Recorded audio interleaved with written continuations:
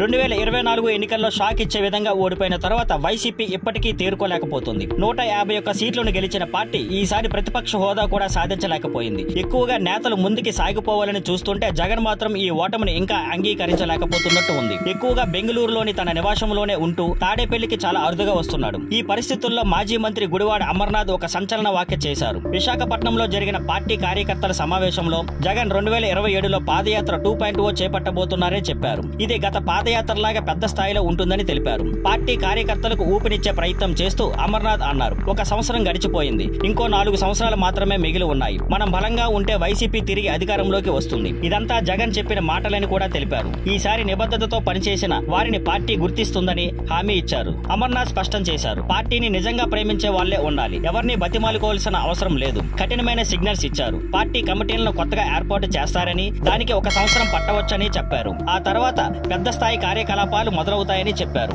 ఇంకా ప్రజలు జగన్ ఎప్పుడు తిరిగి పాదయాత్ర మొదలు పెడతాడో అడుగుతున్నారు. ఈ కొత్త ప్రభుత్వంలో 11 నెలల పాలన చూసిన గ్రామాల్లోని ప్రజలు కొత్త పెన్షన్లు రావడం లేదు అని నిరాశగా ఉన్నారు. ఇంట్లో ఎవరో చనిపోతే తప్ప కొత్త పెన్షన్ రాదు అని బాధపడుతున్నారు అన్నారు. చంద్రబాబుపై కూడా విమర్శలు చేశారు. బాబు ప్రజలను 4 సార్లు మోసం చేశారు. ఇంకా ఆయన మాటల్లో పడితే దేవుడే తప్పించలేడు అని అమర్నాథ్ వ్యాఖ్యానించారు. Thank you for watching. Please like, share and subscribe.